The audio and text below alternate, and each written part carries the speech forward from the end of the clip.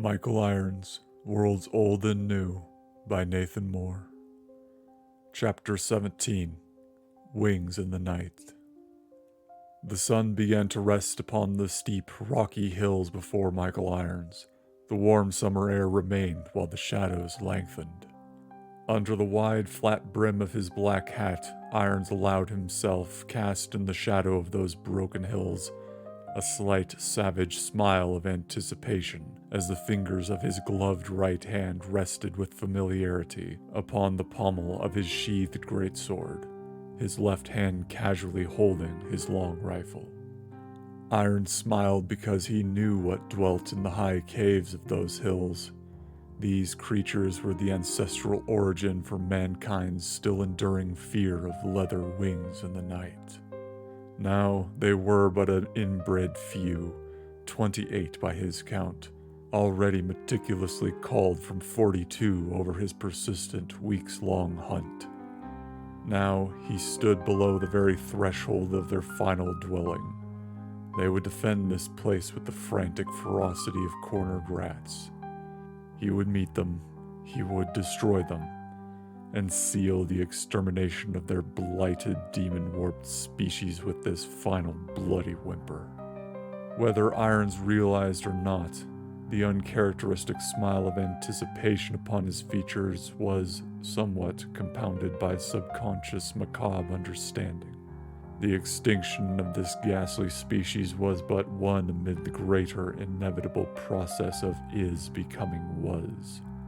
That is, he too would follow this pattern of certainty, as would his species to one day be broken and pitiable, wiped from existence, then all of remembrance. Death smiled, and Michael Irons smiled back. Now the sun vanished behind the jagged hills entirely, and Michael Irons prepared himself to run in earnest. Moments ticked by, and he waited. Twilight gave way to darkness, and to the moon, and to the stars. Winged monsters, night wings, akin to gargoyles in appearance, took flight into the blackened sky. Each creature was the height of a large man, but skinny, their spindly forms light enough to fly with surprising speed and agility. Irons was spotted in moments, a bold trespasser standing exposed at the foot of their domain. A short, angry shriek of surprise and indignation was issued, then rejoined as the swarm of dark forms congealed as one, oriented itself, then the leather-winged flock began to angle for the intruder. There were no clouds, the moon was full, and darkness was more home for Michael Irons than light. Irons counted the spiraling shadows. 1, 2 dozen, and 4. 28, as expected. 2 pistol shots, and 1 with a long rifle. 25 at least would require the sword, and such winged monsters would be loath to come willingly within his reach. He had a plan, but it hinged on the night wing's mind being bestial and frantic. They seemed to possess a crude cunning, perhaps shy of an ape. Could they be baited as a collective? Or would individual self-preservation overwhelm rage as their numbers dwindled? Regardless, the risk had been accepted, and the die cast. Irons fled toward the airborne menace, prompting a brief scattering of the overhead formation as if the night wings half expected him to take flight and meet them mid-air. The disturbance was swiftly settled, and Irons discharged a single flintlock pistol almost directly upward into the mass of leathery wings and furred bodies. The overpacked powder kicked with ferocity, but so dense were the flyers that precision mattered little.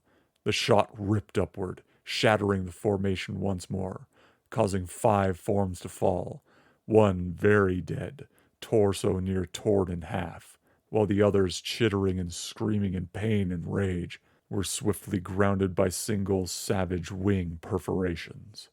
One, its wound wider, fell uncontrolled and struck a stone with a vicious impact. Blood leaked from its ears and mouth. The remaining 3 hobbled about, fluttering, trying and failing to fly, shrieking at Irons, clearly torn between retreat and pursuit. Unprovoked by their shrieks, the abrupt rocky face of the hills remained the immediate goal to Irons. He left the wounded where they were, only evaluating the casualties when his back was close to the cliff. Then he aimed his second pistol as the swarm dipped toward him for another approach. Again, the excessive charge roared, and 3 more bodies fell, 1 dead, 2 wounded. This time, however, the flock of night wings did not break, but accelerated the descent toward now stationary Irons, who had oriented himself under an overhang, his 2-handed greatsword drawn and asserted. Wings and claws grasped toward Irons, the hideous creature's favored method for swift attack hamstrung by the outward angled cliff face, forcing the beasts to employ rapid wing beats, which allowed them momentary hovering but neutered their speed and blocked one another from the intruder. This violence was vicious but haphazard, and allowed Irons to keep his blade extended before him, maintaining a defensive stance, while the winged horde's mobbing efforts all but pressed those at the forefront into the ready blade. This was precisely the scenario for which Irons had planned. A single thrust from Irons' blade cut through the narrow bodies and hollow bones of 3 at once, inspiring those around the dead to fervently seek a way out. The angry press of their flock, however, made escape impossible, and the tightly packed bodies with their flapping wings kept the larger pack from seeing death ahead. When fresh faces would see the massacre, some were slain instantly, the rest tried to flee, but these Irons struck down without worry for reprisal. The melee devolved into a one-sided slaughter, and the black-clad man had not even begun to feel battle fatigue by the time the starry night could be seen through the severely thinned mass of monsters. Now he pressed forward intentionally, presenting a more exposed target and tempting the night wings into persistence rather than retreat. By the time he began to cut into the final dozen, all at once the remainder seemed to realize just how many had been slain and began to flee, shrieking in desperation and despondence. A sudden lunging swing from Irons, who had been watching for this specific turn, swept through 4 at once, followed by another as the night wings attempted to scatter and gain flight. But their larger forms disallowed swift takeoff, and nearly all were forced to first ground themselves before hopping and flapping in panicked attempts for momentum, manically shrieking in the effort. The scattering forced Irons to focus on individuals, and he thrust and swept with his sword as the man-sized creatures tried to take flight. Only 3 nightwings managed to leave the ground.